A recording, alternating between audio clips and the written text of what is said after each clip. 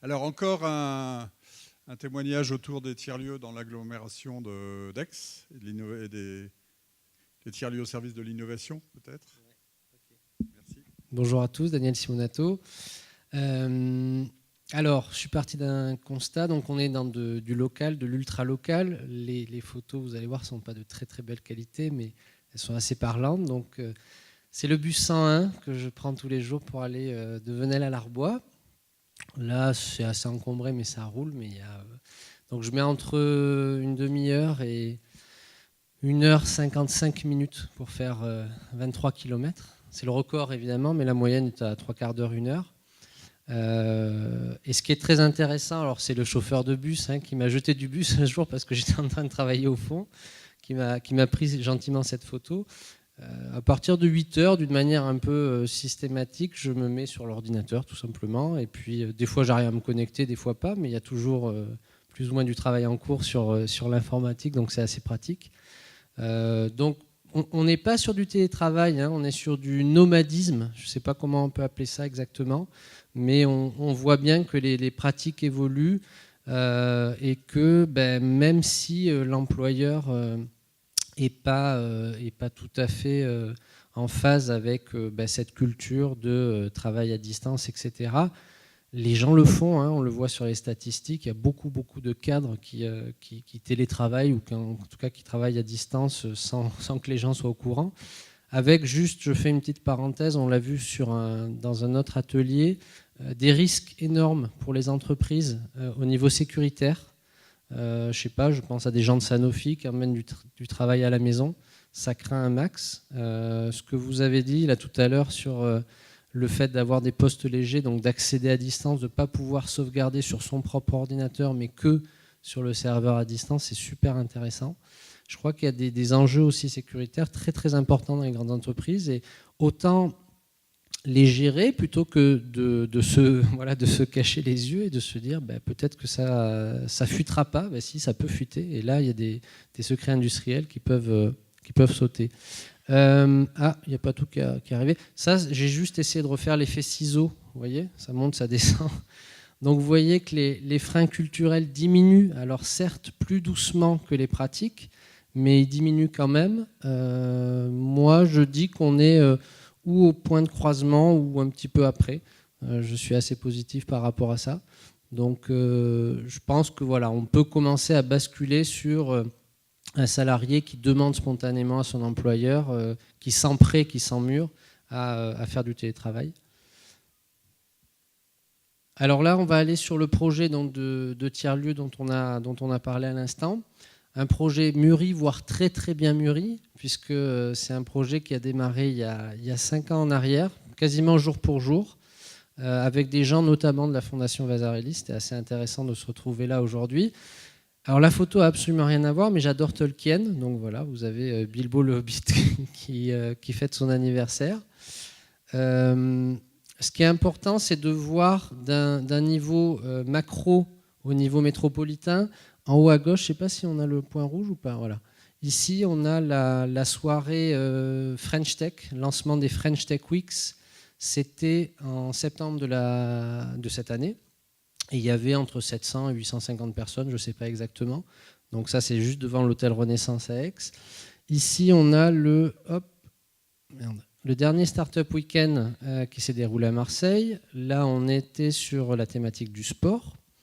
Et le lieu dont je vais vous parler est en lien avec les Startup Weekend aussi. Ici, vous avez un Beyond Lab. Donc là, on est sur quelque chose d'encore un petit peu plus petit. Là, on essaye de faire discuter des porteurs de projets qui sortent de laboratoires avec des entrepreneurs, c'est-à-dire sortir des labos, des beaux projets de recherche et de les valoriser, mais dans un cadre un petit peu informel.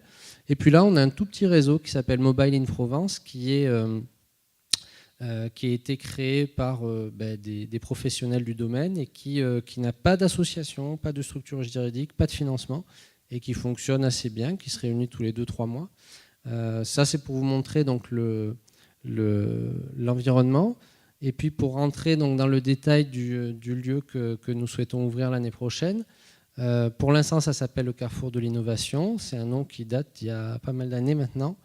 dans lequel il y a plusieurs communautés qui se retrouvent. En fait, il y a une hybridation qu'on espère réussir entre des makers, ici, donc le Fab Lab d'Aix-en-Provence, qui va déménager de l'IUT sur l'espace, et puis des porteurs de projets qui seront en format coworking ou co-quelque chose, co-construction, collaboration. Et surtout, ce qui nous intéresse, c'est d'essayer d'imaginer des nouveaux modes d'accompagnement de projets. Alors, pour le situer, ici, on est à la rue des Bœufs. Là, vous avez l'IEP d'Aix-en-Provence et vous avez les allées provençales qui doivent être pas très très loin par là. Voilà. Donc, on est à peu près à 5 minutes de la rotonde pour faire simple. Et là-bas, pardon, vous avez la route de Galice pour ceux qui connaissent. Voilà. 270 mètres carrés, un très bel équipement, salle de réunion, animation. Un espace de prototypage ici avec pas mal de machines, notamment découpe laser, ici des imprimantes 3D évidemment. Mais ce qui est le plus important, c'est un espace de ressources, notamment des ressources humaines, immatérielles, qu'on espère développer de plus en plus.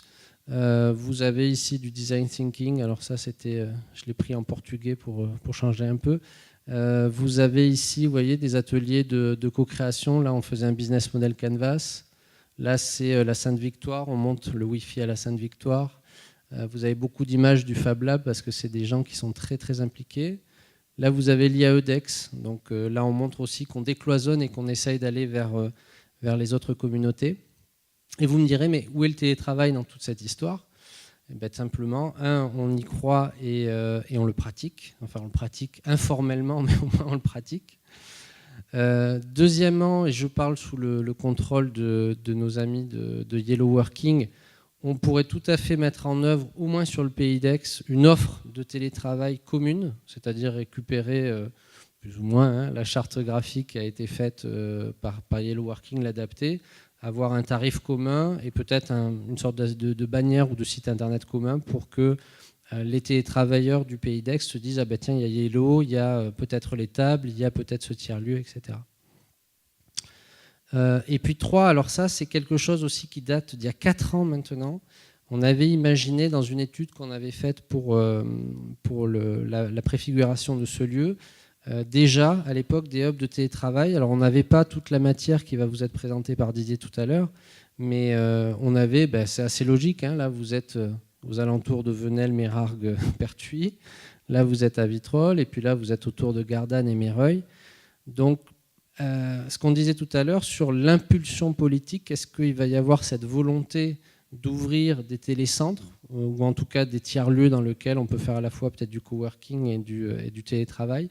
Nous, a priori, tout est sur les cartes, tout est sur le papier, il n'y a plus qu'à le faire. Il y a peut-être une impulsion qui est nécessaire des grandes entreprises pour montrer que ces télécentres vont être très rapidement, pas rentables, mais au moins occupés par un certain nombre de télétravailleurs. Donc ça, c'est quelque chose sur lequel on est en train de travailler. Et j'ai essayé de faire court pour ne pas prendre la place aux autres. Merci beaucoup. Merci.